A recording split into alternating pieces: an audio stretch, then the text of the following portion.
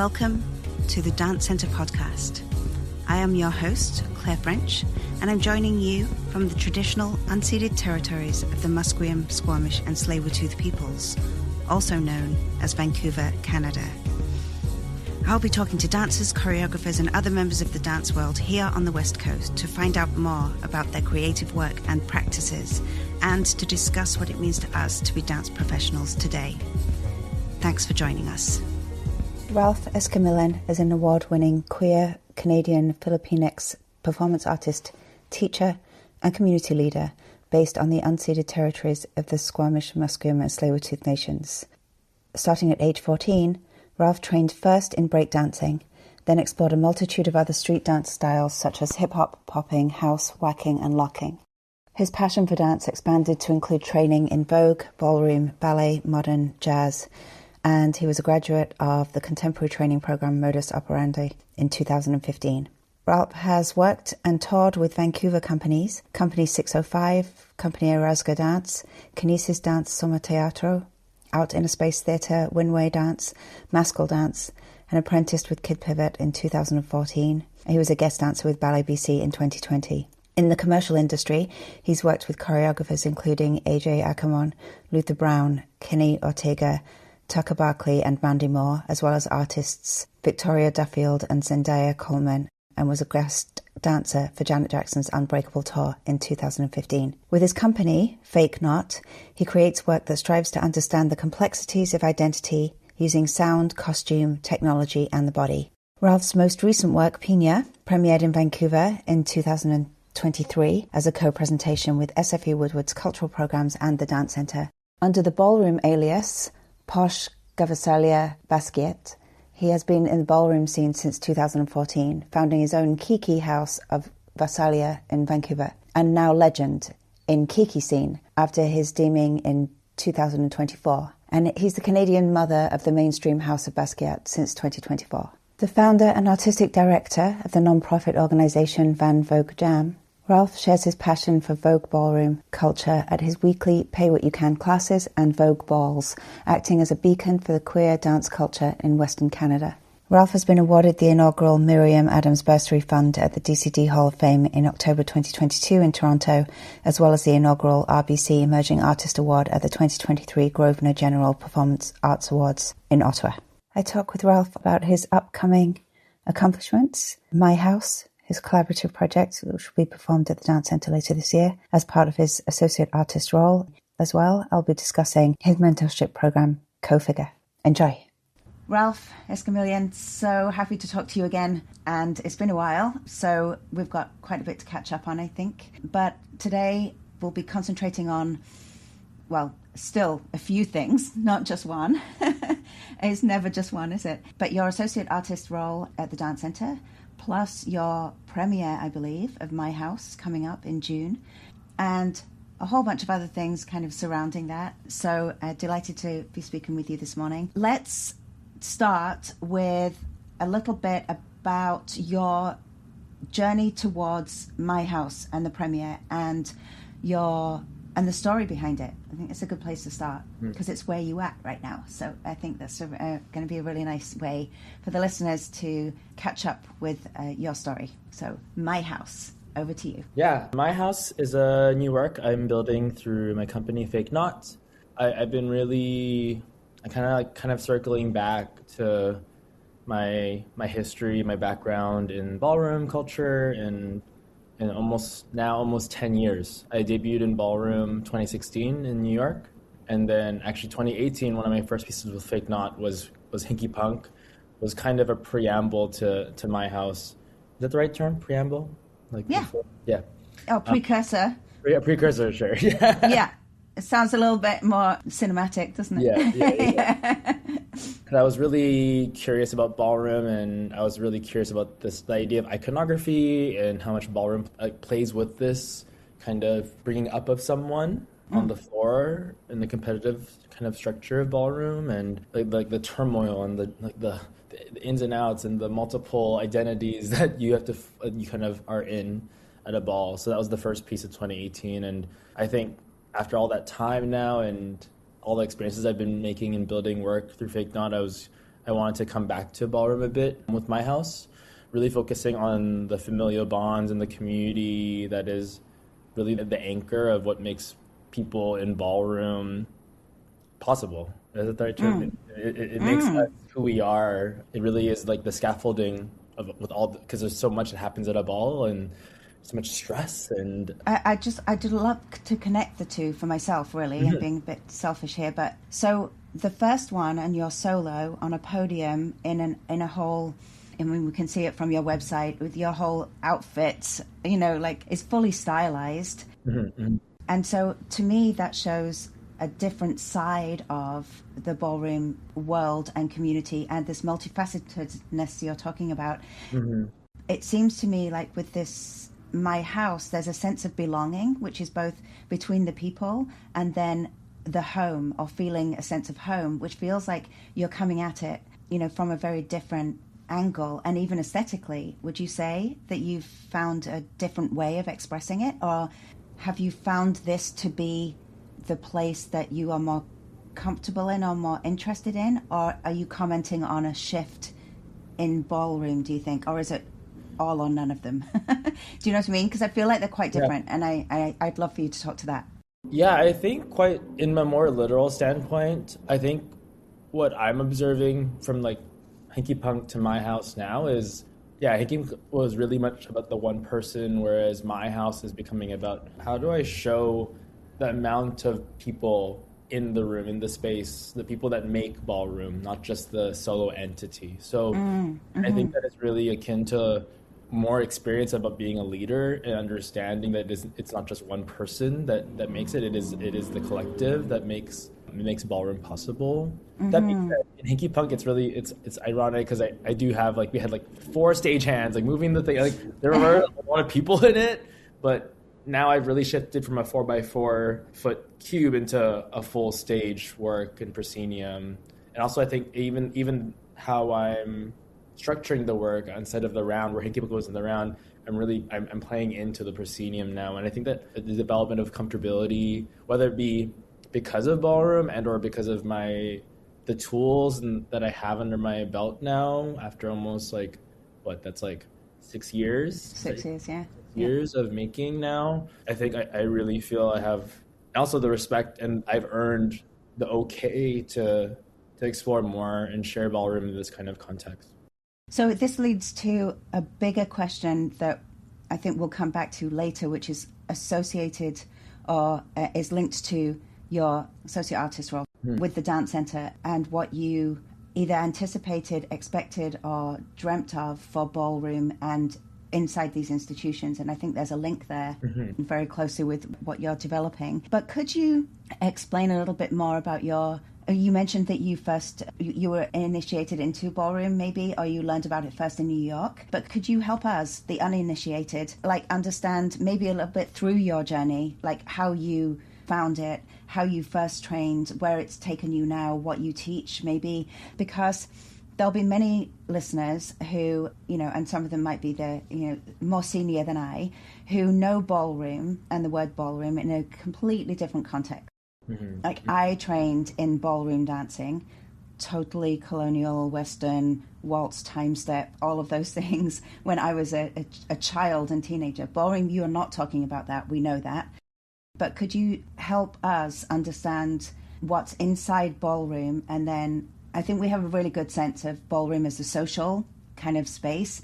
But I'd just love to hear a bit more, because I know you can talk about it conceptually from a place of mentorship, also from a place of student. And so I just think it would be fantastic to get your kind of take on ballroom and help us understand all of the forms that you're talking about and the mood of it and its raison d'etre, I suppose. Yeah.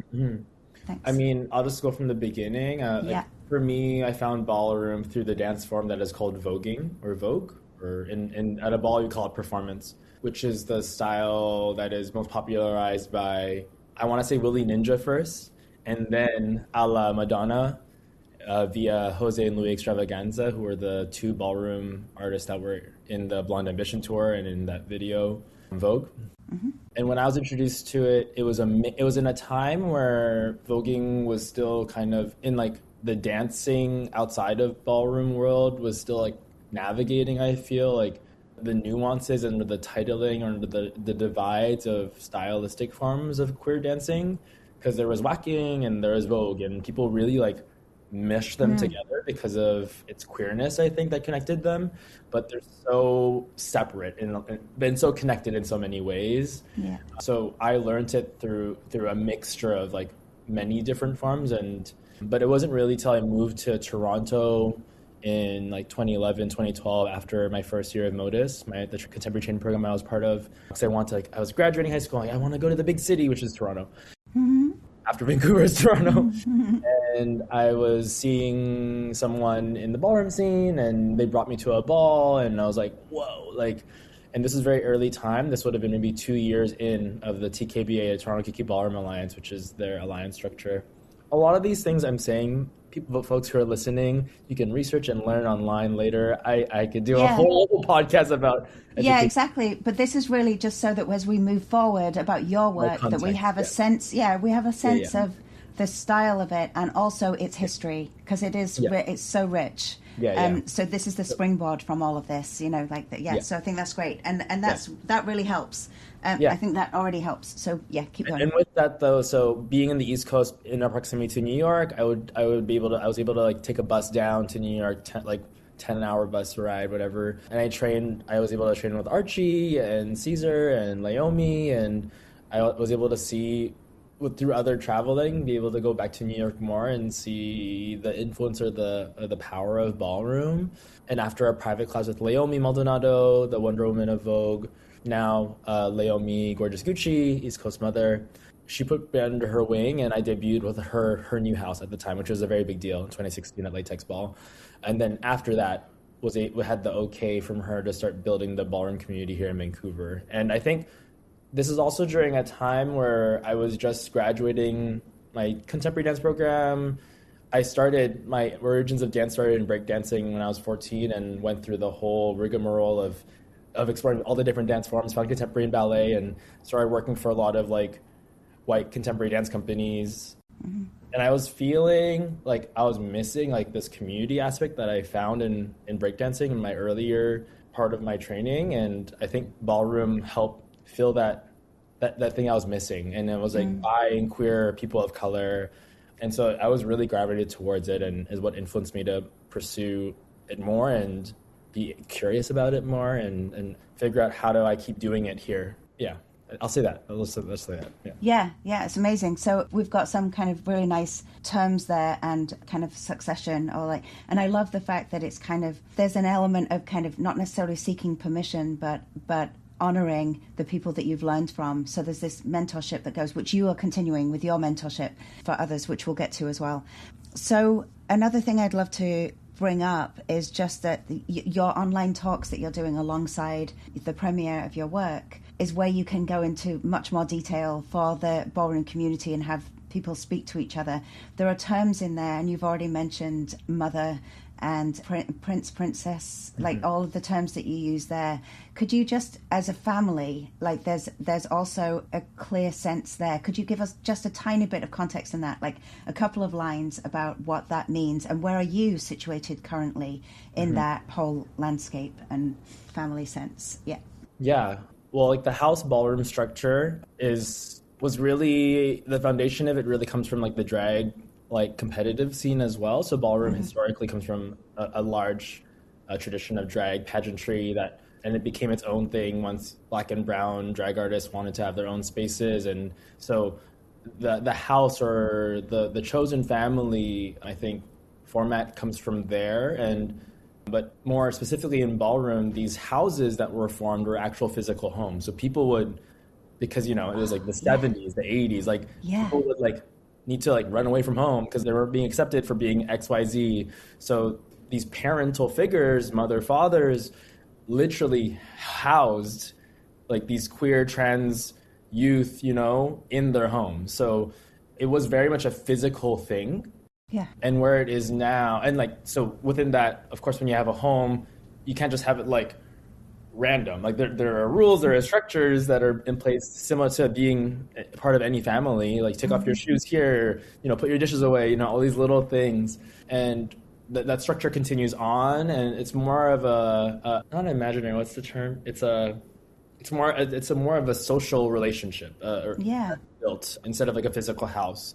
That being said, I've housed some of my kids in the past as a mother, as a founding mother of my Kiki house, also as a Canadian mother of the House of Basquiat. So like, I think, and some parents still house kids because a lot of most, if not all of the community are are youth that need support. And that could be in so many ways. So while it's now more like a relationship of a house, there are moments where the house structure is a real home for people. And so there are multiple leadership structures, and it really is just a way to help delegate the amount of bodies in a house. Because even my chapter, the House of Gvasalia, we have like almost 53 kids around Edmonton, Calgary, Vancouver, Mexico. So we have different leadership structures, and it does somewhat feel a little corporate-y in some ways because you have different chapters and you have a leadership chat, and it's a really interesting way of organizing community that I think most people that don't know ballroom understand. Like, it's not just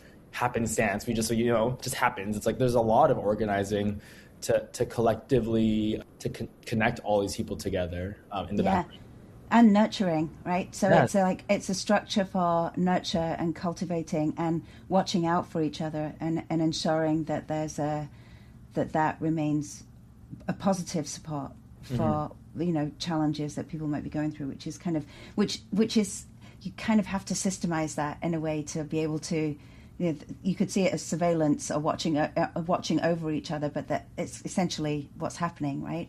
And it's the intent, I think, is the difference, and the sense of belonging, right? Which we, arguably that's why we set up companies anyway, or why we set up, in the arts environment, where we're all seeking out, and it can be quite fickle, and so.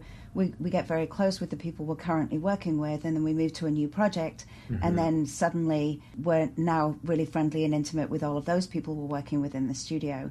Yeah. That can be very challenging for some people. So I think it's wonderful that it's called House as well, because it's reminding of this, like you said in the very beginning, the scaffolding of accepting the terms that it would be to enter that house, and then being able to be you inside that house.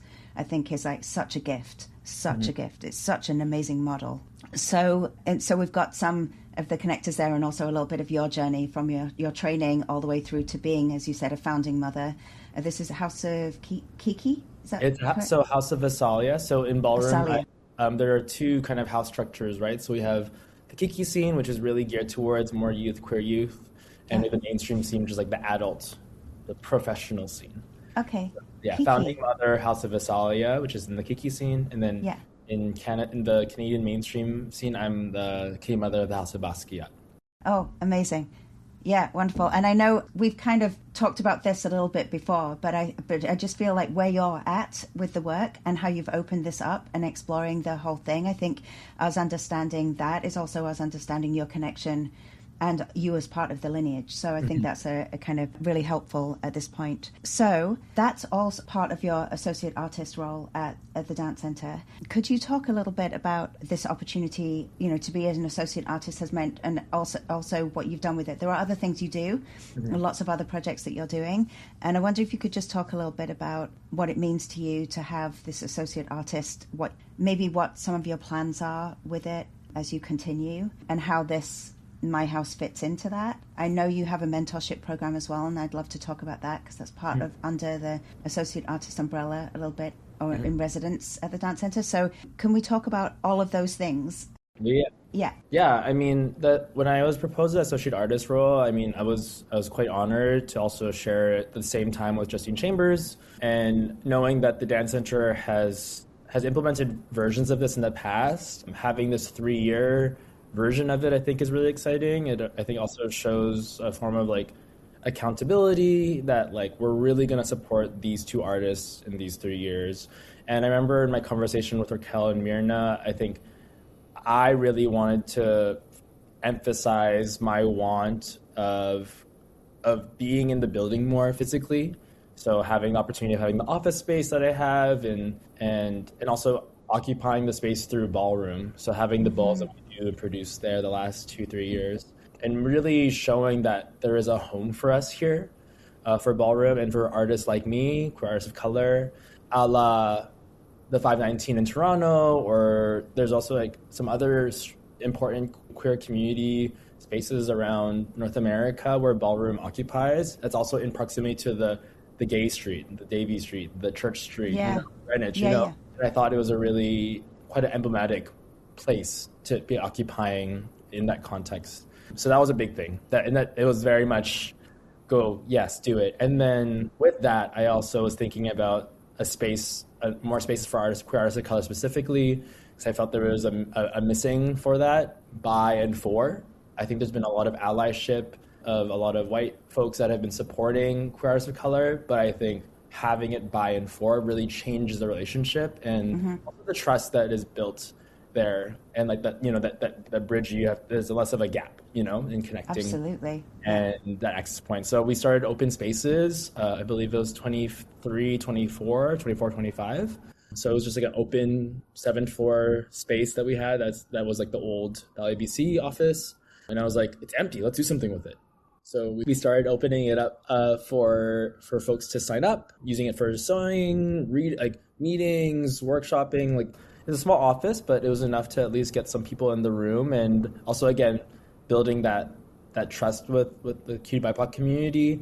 And then luckily, after using that as a template, I applied for sector innovation through Canada Council and built a program called Co-Figure, which is a mentorship program I've started supporting queer, trans, BIPOC artists, specifically within performance, and giving them a lump sum of money, a slew of like dance festival passes and shows, and also mentorship by myself, and plus money for an external mentor, really focusing like a 5-month period of time to help support these like new artists, which I think is also something really unique that I haven't seen yet by and for artists of color, queer artists of color. And have you run that yet? Are you? Yeah, so we did our first intake has happened. We're almost done the first intake. So Great. We started February to June this year. Great. And then we have our second intake in May for the fall period, which will be September to January or August to December period. Yeah, congratulations. That's really huge. And I think it's a wonderful system and a kind of partnering with the structures that already exist and finding ways to even suggest new structures to access funds. How was it to ask people or to invite people into a building like the dance center? What was that process like? Did it take a lot of convincing? Was it like did it feel like home when people were in? Like, I think, how did you manage that? I've had my history of the dance center since I was doing Modus, so it's almost like 2010, 2011 or something. So I feel like I've had a comfortability in that building for a very long time, and in many different rooms, through many different directing spaces. I feel like the initial conversation for people when I started doing the balls there and the smaller programming is that people were still quite nervous about entering this building because it's this huge cement building, and even inside it can be very sterile. But I think the way I approached it was like, how do we soften the space? How do we open the windows? How do we decorate? And I think through that, like the first 2 years, I really was able to build that rapport with my community specifically, to know that this space is theirs. And I think now has become really like, oh yeah, the balls at the dance center, the fair, like they know what the Ferris is now. They know what the dance center is without like having to question it. And it's ironic because I think it happens with centers around the whole country, these big supported centers, where the everyday person doesn't even know what's in front, everyday, not to belittle or anything, but it's like, the general public don't know what's going on behind these buildings. And I think through small incremental ways of inviting folks into the space, I think we build that trust and that intrigue and the curiosity to know more. And I think for me, hopefully, the ballroom piece is just a gateway for them to know about Alvin or what All Bodies is doing. There's so many things happening in that building. Yeah. That I hope it becomes an access point. And I think my experience of doing something even like Van Vogue Jam or Tuesday classes, now the Vancouver Ballroom Art Society, consistency is key. And it helps, especially in a city like Vancouver, where transientness is our our biggest commodity, like, but also our biggest detriment. I think having something that is anchored and consistent, that is really, it's really unique in the city.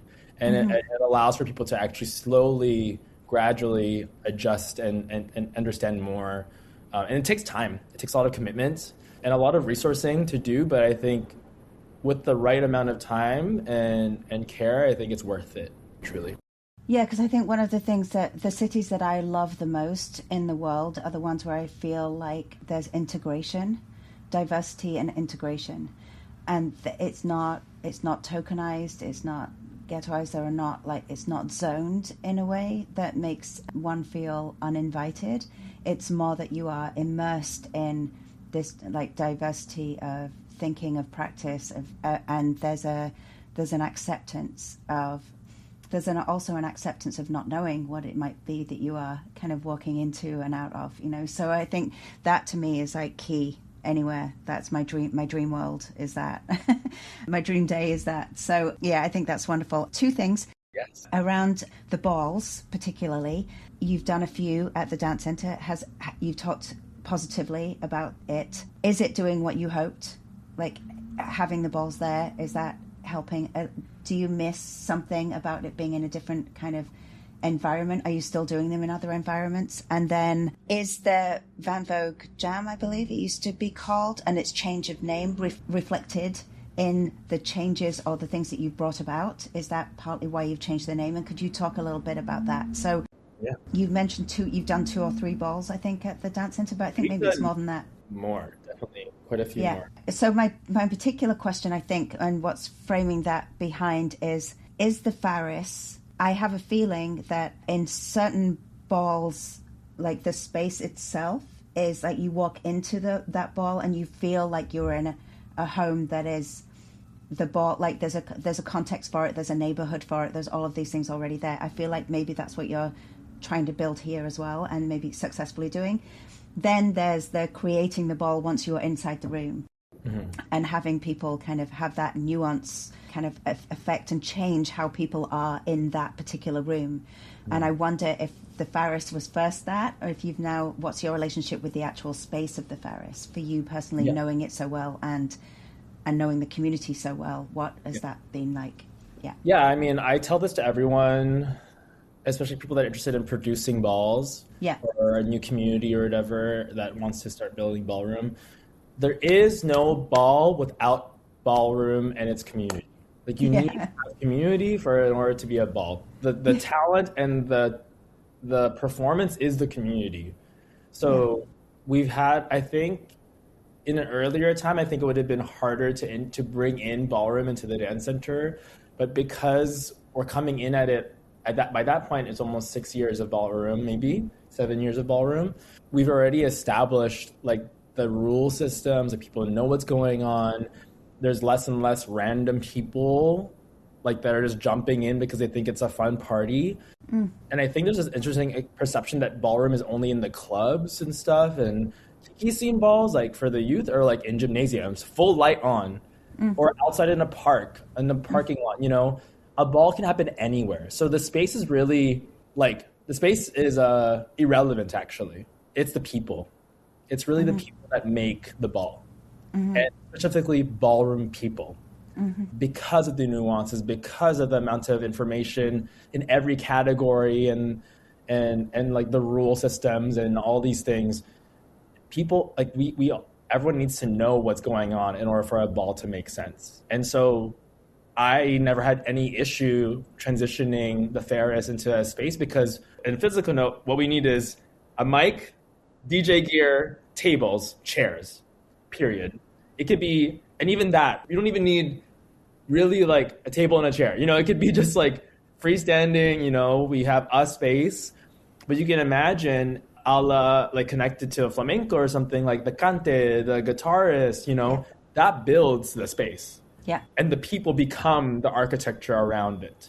Yeah. So I had no issue imagining the Faris as a space, because it's so conducive to like anything. Like it's a black box.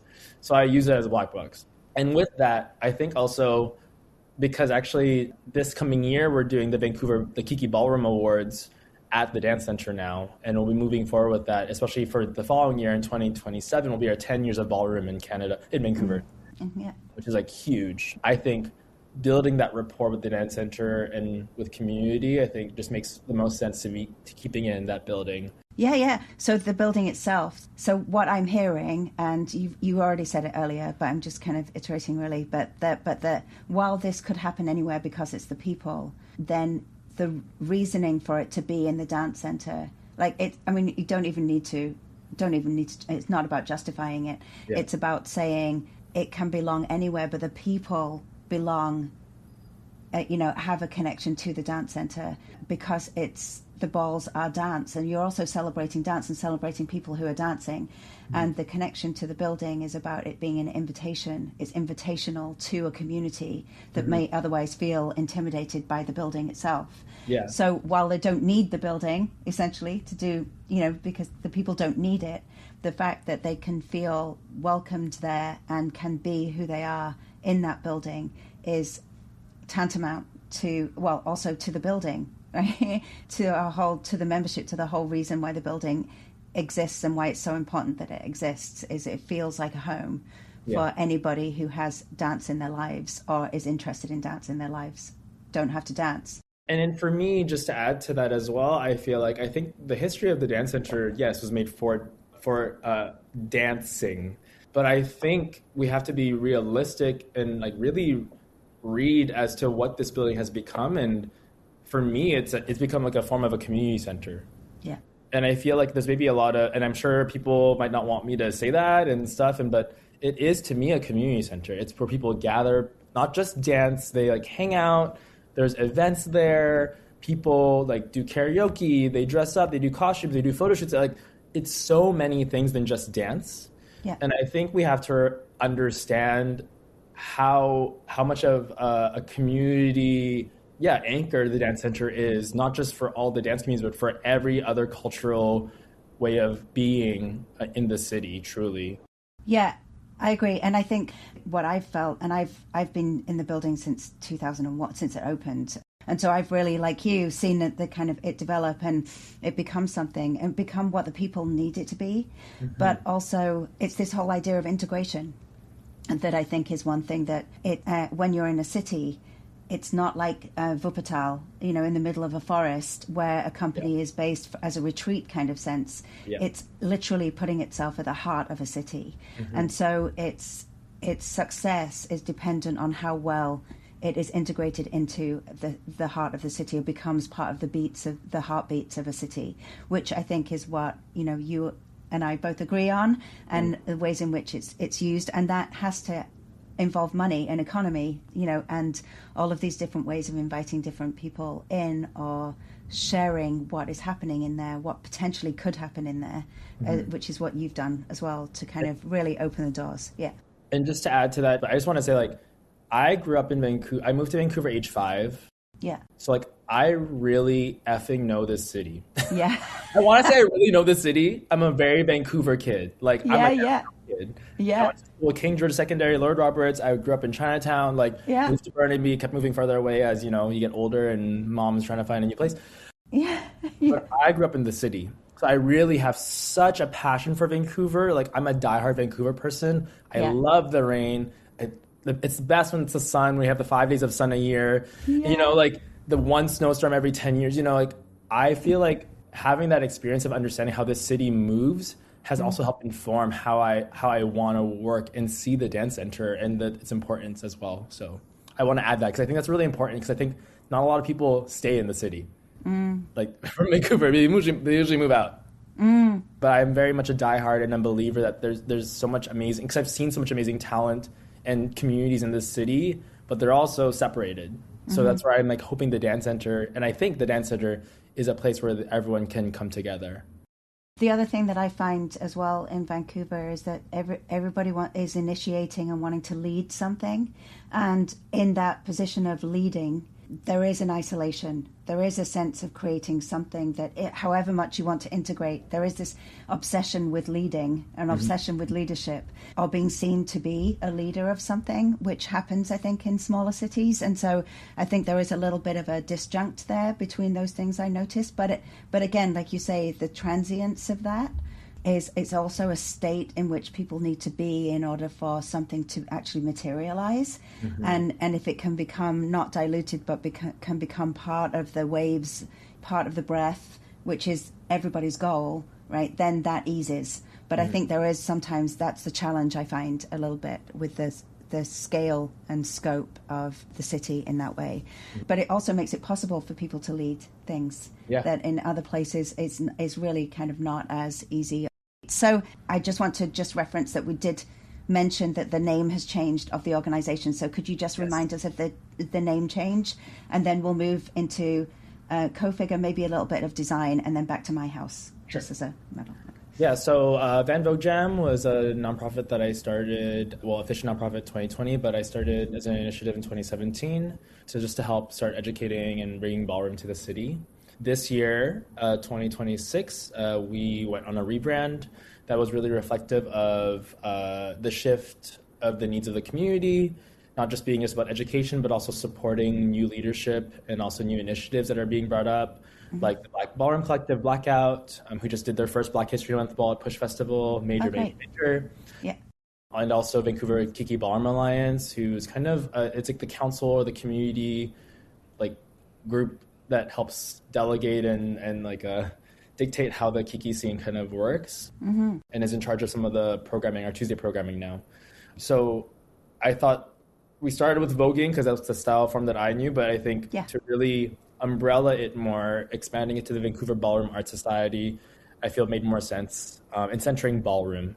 And I think it's also an expansion of people understanding what ballroom is now, not just voguing. So really centering ballroom in the conversation. Yeah, wonderful. So good. It seems like such great timing. It's happening at the same time that there is this kind of like swell, it's like really honoring that. And also it's a legacy, right? It is a legacy, and it feels less personal, it seems, just like you said, just the exact story. Less personal, but even more personal. That's another way, in some ways, I was just going to say that it's almost like mother, it becoming mother, kind of. I get that sense. Let's move to your interest in design. I'd love to talk a little bit about that, because I do think it absolutely is in your work. Regardless of, kind of concept or anything, it's a huge part of your work and you. So could you talk a little bit about your interest in design, as far as you would like? Oh my gosh. Well, I mean, I think the first thing is that I'm pursuing a master's in September at Emily Carr. So I was accepted into the Master's of Design interdisciplinary program at Emily Carr without an undergrad, which I'm really proud of. I never knew I could go to school, and it's quite a big feat. My mom is so happy. She was an institution baby, so she's like, we did it. I never thought I could do it. That being said, I'm writing the many scholarships to make that feasible, because school is expensive. But I was kind of brought into thinking that design was the right route through Helen and Keith from Material Matters after some time with them at the VAG during the residency in 2023. And I didn't know what I knew I love fashion, I love textile, but I didn't know what my community practice was also a culmination of design and, designing a space for art making, designing a space for community. And so I think that translation really connected with me, and I was able to better articulate how I could fit into the model or the idea of design, and something that I was already doing all along. And I feel like my understanding, my approach of design, it has been what I've been doing already, which is, I think, finding ways to bridge communities, bridge art forms back to maybe their original connecting point. Yeah.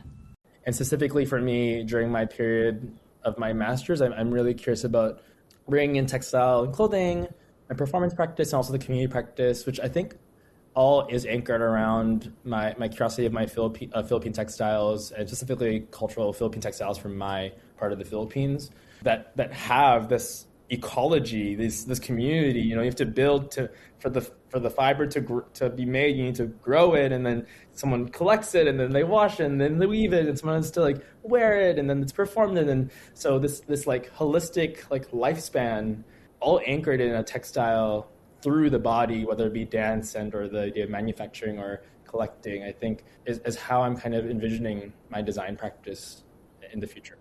I think of the resourcefulness of that too, and the kind of like angles on like the sustainability and the kind of environmentalism that's involved in that process is all there. Yeah, it's very exciting. Yeah, and congrats on that too, Ralph. At a time too where technology feels so, everyone's like AI. Like I've always been like trying to like I did a lot of tech. I was interested in tech in my early period of Fake Not, but then I was like, it's not moving quick enough that I needed to go to, and there's too much money. I'm not like a Paramount studio. I can't afford to do like Marvel films or anything. So I'm like, let's go back to what is like tangible, and I think that's been really exciting for me because it's anchored my practice in people, in the hand, in the environment, actually, inadvertently. Yeah, exactly. And I think that it's also been a catalyst, though, hasn't it? Because it has like spurred your imagination. It has made you think about what is possible. Mm-hmm. And then you've brought it back to the body and back to a kind of analog, like tactile kind of sense with all of that like extra inspiration in a way. I feel that. I feel that there's a kind of extra, it's given you kind of an extra kind of play area in a sense, and an extra thinking, conceptualizing area. Yeah, very exciting. I see that in your work, and I think we'll see it in my house. I know you've done a few small showings, maybe they've been private or like special ones, but how's it going? How is your creation going? It's so good. Yeah, my house is going so good. I feel like we started actually a lot of the rehearsals. We opened it up to Ballroom community to come in and watch early period of time. Yeah. We've done a version at Nuit Blanche in Toronto, Buddies and Bedtimes. We've done a version at Meeting Canada in Toronto as well, and then we just did a technical residency, finally integrating projection, live video, and lighting with Nancy Lee and Andy Lloyd earlier this March. Great. And it was really great. Because we were really needing this extra oomph of visual imagery, and I was thinking a lot about the idea of archiving and how much in the ballroom we call it getting the clip. Everyone's trying to like post ever, social media is a big part of ballroom. It's how we communicate on a global scale of ballroom. Mm-hmm. And like, it's like a form of, like, you're showing your archive. Your archive Absolutely. is your calling card. Yeah. And it's also how we exchange and remember and like the past as well. People would date stamped. Yeah. Move because like, in honor of this person, you say in the name of like Alora, or someone. And so incorporating that live stream video piece has really changed and shifted the work. And of course, finally having our costumes as well. So I feel we're in a really good place. We had a bit of a funding need that we were able to actually get a bit of funds to move forward with the premiere in June. So I'm really happy. It was a little bit like, we were a little bit nervous for a bit, but with the support of the community and the many, many people that helped donate, I think we were able to make this possible for June. And yeah, I'm just really excited to just have it out to the public and it have its life. I mean, Claire, like when you make a work, it's like this is the final push. You're in the final trimester. You're like, oh, let's get it out there and let's get it walking and let's see it. Let's let the world see it. And also, what helps me get even more excited about that is all the adjacent accelerate programming. The talk series, the exhibit that we're building, the foyer too, as an access point. It gets me even more excited because to me, I'm learning, and again, this goes back to the design thing, like the performance is just one of many things that help bring the work to the people, I think. Yeah. And so it's really fun. And also for me, there's a liveness to the work that I'm really trying to experiment with in my practice more. So that is more street dance, ballroom, like improvisational, that I'm really excited about continuing to explore in my work. Yeah, that's wonderful. So you've been doing these online artist talks, and there are 3. So by the time this podcast goes out, there'll still be one remaining in June. But will people be able to access the previous ones from April and May? Yeah. Okay, yeah. That's really interesting. And I think and I know some of your collaborators who are in the show involved in those online talks. Or could you talk a little bit about? Yeah. those? The talks were a way for me to, again, because the piece is about my house, familial bonds, and leadership structures and stuff like this. And I think the work I'm making is quite conceptual. I think it's quite contemporary still. Like, I'm definitely not just bringing ballroom to the stage. I'm really experimenting and playing within the confines of a contemporary proscenium. You're fake knotting it. I'm fake nodding. You're fake nodding it. Yeah. I'm also like, if you want to go to a ball, there's a ball next week. You know, it's like, I don't want to replace ballroom at all. No.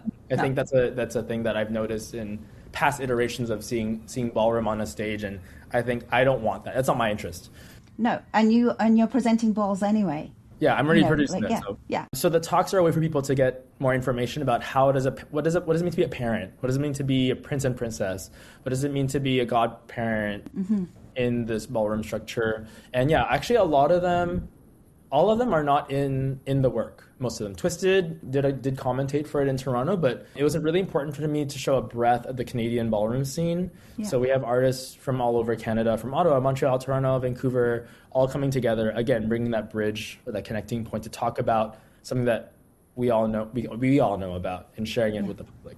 Great. Yeah, that's really wonderful. And I think that's just one of the areas where you're kind of holistically looking at this piece and kind of being able to take the piece, open it up, outreach, invite community, give people a sense of what the community is, but then also create new community through the work. Mm-hmm. So yeah, really great. So that's great. So that's coming up in June. Would you like to talk about any of your other works at this point? Yeah, you've got a couple of other things going on, haven't you? Yeah, like longer term things. Yeah, it's really funny. So Croquis, the paper dress that I've been performing, I think the last 2 years now, we're actually going to be doing it in India, in Calcutta, as part of Dance Bridges Festival, which is really exciting. I think we're doing we're in conversations of doing a few versions within BC in the next few months as well. And we got a really exciting composite grant, our first composite grant for a new flamenco Philippine diasporic piece that I'm right now, I'm going to call it Manila Scarf, which is kind of the English translation of Menton de Manila, which is the really iconic scarf that you see in flamenco, but that has a history with the Philippines background. I have a Philippine background, so an exploration of that. It's like a triptych it's set to premiere in 2028 somewhere. Yeah. But I won't say where yet. Somewhere. Yeah. No, it's wonderful. And that's in the works for you there. Yeah. And then with your associate artist role, how do you envision taking the work that you've been doing with that into its next kind of iteration? Or what does that look like for you? Where you're at with that? Are you thinking about that now? Or are you, like, obviously you've got lots of things that are already they're establishing, or they're actually quite established. And so how do you envision that relationship working? I feel like it's just going to evolve, to be honest. I mean, it's the easiest way to answer that. Yeah. But because you have, Fake Knot has representation, so I just want to point that out, how much of a structure and you've built and scaffold you've built, or foundation you've built actually for Fake Knot. So yeah, where do you see that? Do you? Yeah, I mean, I would hope I can maintain keeping my office space at minimum, because I really love the ability of bringing and being in the building more consistently. I think there is an importance of being in space with people. Yeah. Like physically, I think that's why I love staying in the city. I can't live out of the city, because there's all these little nuances that happen when you pass by someone in the hallway or in the elevator, you're at the water cooler, you're eating your lunch at the patio, Yeah. So I would love to try to maintain that. And I hope that maybe by the end of my period with the dance center, that I've justified that maybe we need to continue doing this work more long term, and what that could look like. Yeah, especially with the advent of the dance center being autonomous now. I feel like it's exciting to dream for a longer future there in that building, and to continue being a catalyst for some of the changes that they're wanting to bring. So yeah, I think that's wonderful. And I think the role and the opportunity that the role gives for anybody else who's thinking about kind of areas that are not represented enough and have ideas about how to do it, because I think the very important thing about how this has been so successful is that, and I've talked to other artists about this, is that you've been very clear about what it is you want to bring, what you felt is missing, that you felt where the support could be really helpful. And I think that's a really important relationship and partnering, to understand partnering that way, that essentially you have been able to be in charge of how that vision has come to fruition, because you're very clear about what it is you are bringing to the role and to the term. So I think that's a really good guiding light. You've been, again, another beacon. So, but what I'd love to know, just to end here, then I proposed this question to you in writing yesterday, but I wonder if you could maybe finish with this idea of what your current overarching drive or purpose is, maybe in your art making or in your art visioning. And you've talked a lot about all of that, but I thought it might be a nice way to just kind of close off as a sense of holding the space with your thinking and your art making for the listeners. Mm-hmm. Oh. Yeah. I mean, it's a phase though, right? It's totally. It's a state, or it's a stage. I read something recently that said you are not your role. Your role is a changing state.